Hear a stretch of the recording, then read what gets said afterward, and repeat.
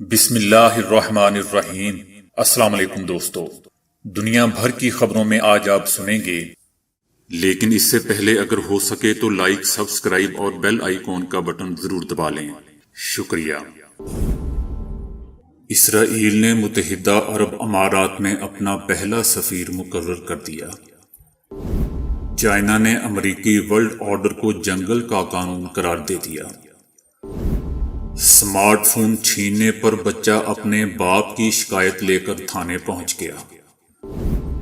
بھارتی امیروں کی پھیلائی ہوئی آلودگی سے غریب بیمار ہو رہے ہیں، تحقیق۔ سمارٹ فون کیمرے کو تھرمامیٹر بنانے کا کامیاب تجربہ۔ افغانستان میں طالبان نے 220 اضلاع کا کنٹرول حاصل کر لیا۔ دلہن رخصتی کے وقت گاڑی چلا کر خود ہی سسرال پہنچ گئی۔ تو آئیے چلتے ہیں اب خبروں کی تفصیل کی جانب۔ اسرائیل نے عامر ہائی کو متحدہ عرب امارات میں اپنا پہلا سفیر مقرر کر دیا، جو اب ابوظہبی میں موجود اسرائیل کے خصوصی ایلچی کی جگہ ذمہ داریاں نبھائیں گے۔ اسرائیلی وزیر خارجہ کا کہنا تھا کہ عامر ہائیک معیشت اور سیاحت کے شعبوں میں علم اور تجربے سے مالا مال ہیں، جو اسرائیل اور متحدہ عرب امارات کے درمیان تعلقات کے لیے پل کا کردار ادا کرنے کے لیے درست انتخاب ہے۔ 2 ہفتے پہلے ہی متحدہ عرب امارات نے بھی محمد الخواجہ کو اسرائیل میں اپنا سفیر مقرر کیا تھا اور تل ابیب میں سفارت خانے کا افتتاح بھی کیا تھا۔ یاد رہے دوستوں کہ متحدہ عرب امارات اور اسرائیل کے درمیان سفارتی اور تجارتی تعلقات کی بحالی کے بعد سے اب تک صحت، شہری ہوابازی، سیاحت، تحفظ، خوراک، زراعت اور دفاع کے شعبوں میں تعلقات کے فروغ کے لیے سمجھوتے طے پا چکے ہیں۔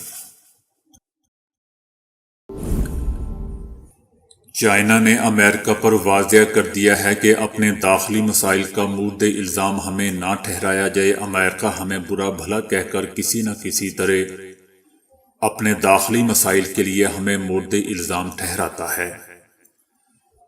اس وقت چائنا امریکہ تعلقات تعطل کا شکار ہیں، جس کی بنیادی وجہ امریکہ میں کچھ لوگوں کا چین کو خیالی دشمن سمجھنا ہے، جس کا مقصد دوسری عالمی لڑائی کے دوران امریکہ کے دشمن جاپان اور سرد لڑائی کے دوران سوویت یونین کے ساتھ چائنا کا موازنہ ہے۔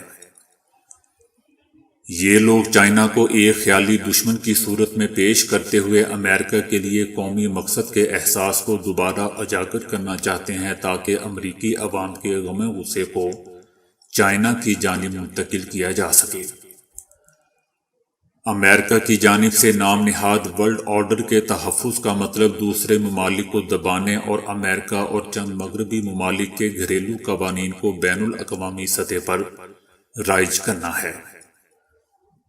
امریکہ بین الاقوامی قانون اور بین الاقوامی برادری کے تسلیم شدہ عالمی نظام پر عمل پیرا نہیں۔ امریکہ نے موجودہ عالمی نظام کو ترک کر دیا ہے، جس کی تعمیر میں وہ خود بھی شامل تھا، اور اب وہ امریکی ساختہ نام نہاد ورلڈ آرڈر کی تشکیل چاہتا ہے، جس کا مقصد بدماشی ہے۔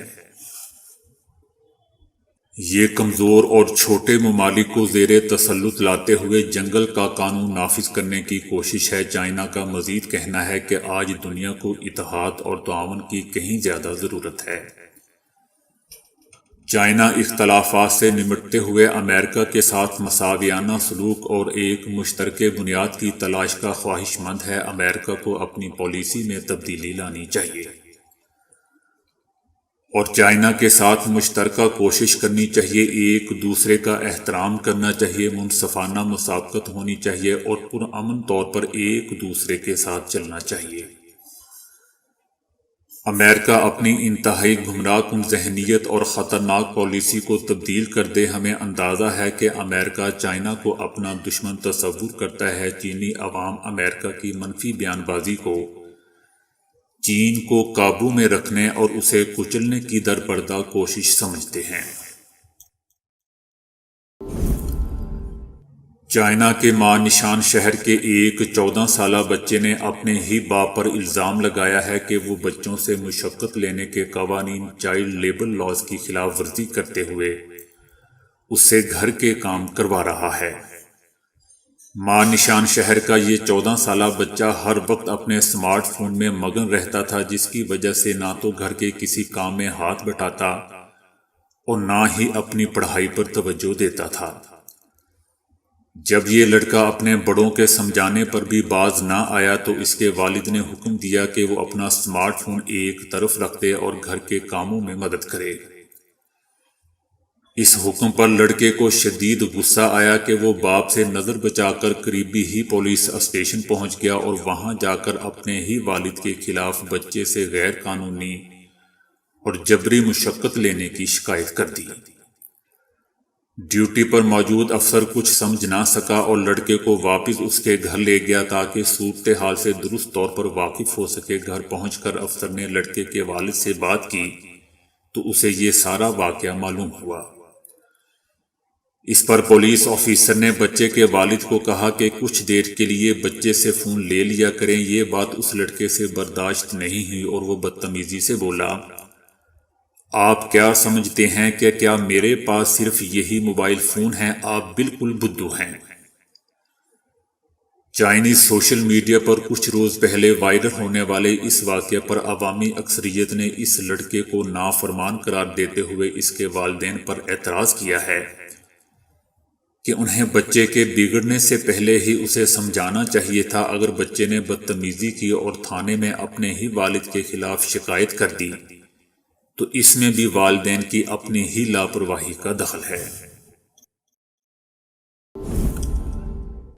امریکی اور بھارتی ماہرین ماحولیات نے ایک تازہ مطالعے میں انکشاف کیا ہے کہ بھارت میں امیر طبقے کی پھیلائی ہوئی آلودگی سے وہاں رہنے والے کروڑوں غریب نہ صرف بیمار پڑ رہے ہیں بلکہ مر بھی رہے ہیں۔ اس تحقیق میں بتایا گیا ہے کہ بھارت میں صنعتی پیمانے پر کئی اشیاء صرف تیار ہوتی ہیں مگر ان کے خریداروں کی بھاری اکثریت امیروں اور زیادہ آمدنی والے طبقے سے تعلق رکھتی ہیں۔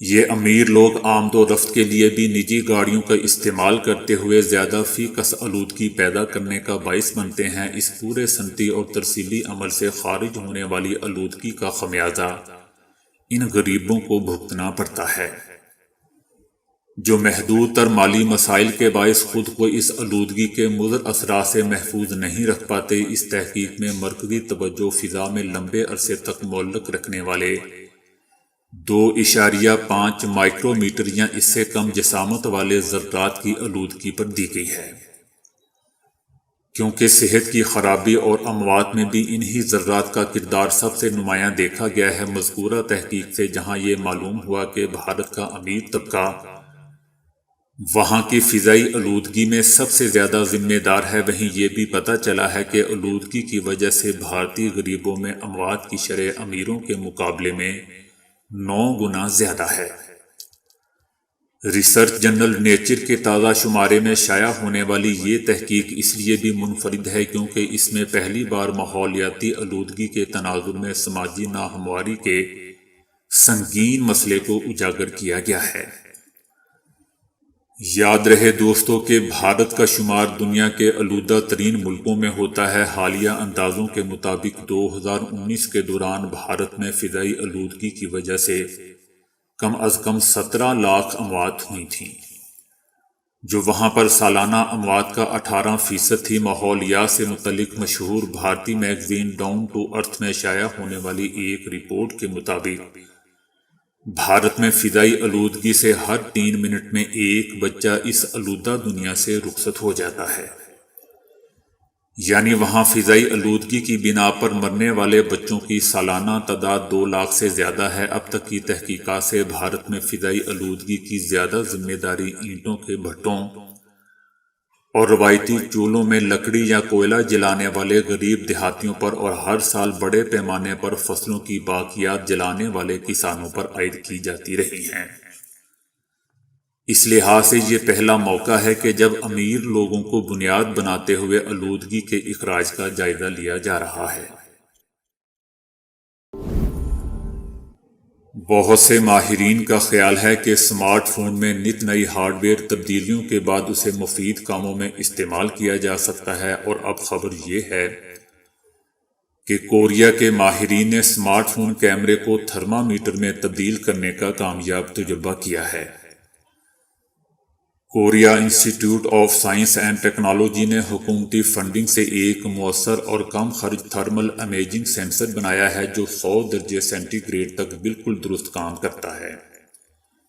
اسے اسمارٹ فون کیمرے کے ساتھ نتھی کر کے فون میں تھرمامیٹر کا اضافہ کیا گیا ہے۔ کرونا وبا کے تناظر میں چھوئے بغیر درجہ حرارت نوٹ کرنے والے تھرمل سینسر بہت عام استعمال ہو رہے ہیں۔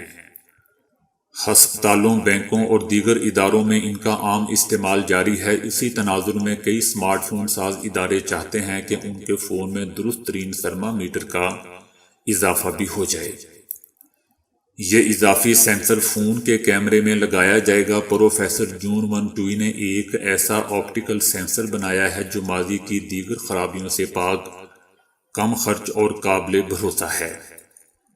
اس چھوٹے سے سینسر کو بہت آسانی سے اسمارٹ فون کیمرے کے ساتھ لگایا جا سکتا ہے۔ یہ سینسر انفراریڈ روشنی کو جذب کر کے برقی سگنل میں بدلتا ہے اور اسی بنا پر حرارت کو نمبروں میں ظاہر کرتا ہے۔ یہ اتنا حساس ہے کہ عام سینسر کے مقابلے میں حرارت کو بجلی کے سگنل میں 3 گنا زائد درستگی سے بدلتا ہے۔ افغانستان میں طالبان نے 407 اضلاع میں سے 220 کا کنٹرول حاصل کر لیا ہے۔ جنرل مکینزی نے اعلان کیا ہے کہ افغان فورسز کی درخواست پر طالبان کے خلاف بمباری تیز کر دی گئی ہے، جبکہ قندھار پر قبضے کے لیے افغان آرمی اور طالبان میں شدید لڑائی جاری ہے۔ طالبان کا کہنا ہے کہ کابل اور صوبائی دارالحکومتوں کے قریب پہنچ گئے ہیں۔ افغانستان کے صوبے ننگرہار کی فضاؤں میں امریکہ کا سب سے طاقتور طیارہ B-52 اور قندھار پر ڈرون طیاروں کی پروازیں کرتے ہوئے دیکھا گیا ہے۔ طالبان نے غازی آباد کے بعد پاکستان سے ملحق سرحدی ضلع نری پر بھی قبضہ کر لیا ہے۔ ضلعی سربراہ گل زمان سمیت 80 اہلکاروں نے ہتھیار ڈال کر تمام فوجی ساز و سامان طالبان کے حوالے کر دیا ہے، جبکہ کابل میں 7 سیکیورٹی اہلکاروں کو ہلاک کر دیا گیا ہے۔ دوسری جانب اقوام متحدہ کا کہنا ہے کہ پرتشدد کارروائیوں کا سلسلہ نہ رکا تو 2021 افغانستان کا سب سے خون ریز سال ثابت ہو سکتا ہے۔ افغان طالبان کی جانب سے نئی حکومت بننے پر خواتین کو تعلیم اور سیاست کی اجازت دینے کا فیصلہ کیا گیا ہے۔ نئی حکومت میں خواتین کو حجاب کے ساتھ کام کرنے کی اجازت ہوگی، جبکہ خواتین کو گھر سے باہر نکلنے کے لیے مرد سربراہ کی ضرورت نہیں ہوگی۔ انڈیا میں شادی کی تقریبات کی مزاح کا خیز ویڈیو اکثر سوشل میڈیا پر وائرل ہو جاتی ہیں، جنہیں دیکھ کر صارفین بھی دنگ رہ جاتے ہیں۔ ایسی ہی ایک ویڈیو بھارت سے شادی کی تقریب کی ایک مرتبہ پھر وائرل ہو رہی ہے، جس میں رخصتی کے وقت دلہن کو خود گاڑی چلا کر سسرال جاتے دیکھا جا سکتا ہے۔ دلہا ڈرائیونگ سیٹ کے برابر والی سیٹ پر بیٹھا ہوا ہے، جبکہ دلہن نے اسٹیئرنگ سنبھالا ہوا ہے۔ تو دوستو، آج کے لیے اتنا ہی۔ ویڈیو کو لائک اور شیئر کرنے کا بہت بہت شکریہ۔